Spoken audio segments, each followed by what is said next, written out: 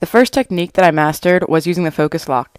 I use this technique to allow me to use some of the techniques that we learned about previously, about framing the photo, and also about not having your focus at the center of the photo. I chose to take a picture of a small stream, a little waterfall, and what I did was I just pressed the shutter button down about halfway to lock onto the stream, and then I moved it out of the center of the photo into the bottom right third, just to give it a little bit better of a shot.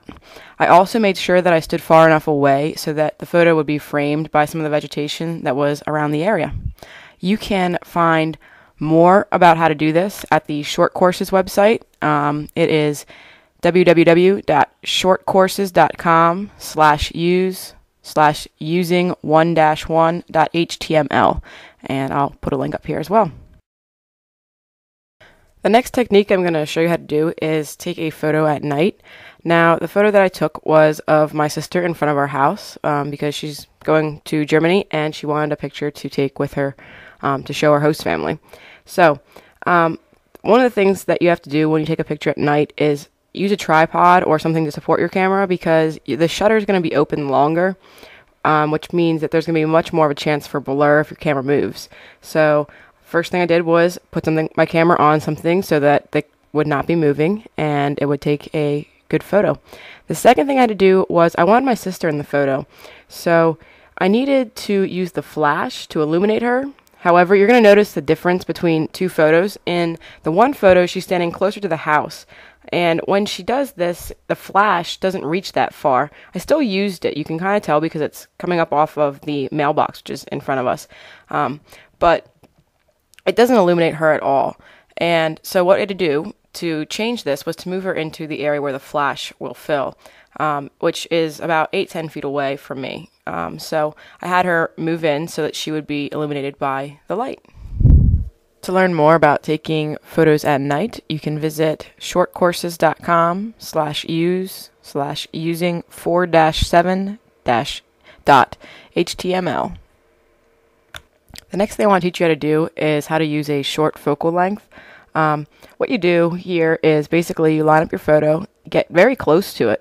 Since you have a short focal length, you can get very close to your subject, and then you're going to zoom out. And what happens is perspective makes the things that are close look very, very large. So in the photo with me and the Pepsi can, you can tell that the Pepsi can just looks absolutely huge in comparison to me and the rest of my face. Another thing that I had to be careful of here was when I was trying to do this photo or similar photo, holding the camera, I had some trouble because it looked blurry quite a bit. So one of the things that I did was I stabilized the camera. You can either use a tripod or a table or a chair, whatever you have nearby that will allow you to stabilize the camera. It will help to cut down on any blurring. To learn more about using a short focal length, you can go to shortcourses.com/use/using5-5.html. The next technique I'm going to teach you how to use is using the macro or super macro mode. Your camera may have a button that looks like a flower, and when you press it, it'll often take it into like macro mode, and if you press it again, it possibly will take it into super macro mode. The way you know the difference is there's a little S with the flower for super macro mode. I've always wanted to take nice, good close-up photos, but every time I've ever tried, I just zoomed in, and a lot of times my photo came out blurry and just not sharp, not good photo. So in the reading, I found that you can use the super macro or macro mode to take good close-up photos. I played around with the macro mode for a little while, and I liked it because you could change the focus, like we learned earlier, by pressing the shutter speed down halfway. But I also like the super macro where you have to kind of move the camera back and forth to see exactly when it's going to be in focus. I ended up using super macro just because I liked playing around with it. What you're going to notice is in both the photos of the tennis ball, I used a flash, and that was because I liked the way when I did it correctly that it created a very dark background so that the tennis ball really stands out.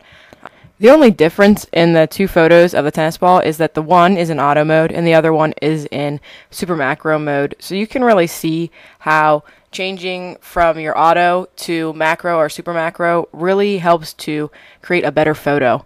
If you'd like to learn more about using macro or super macro mode, you should visit shortcourses.com/use/using5-8.html.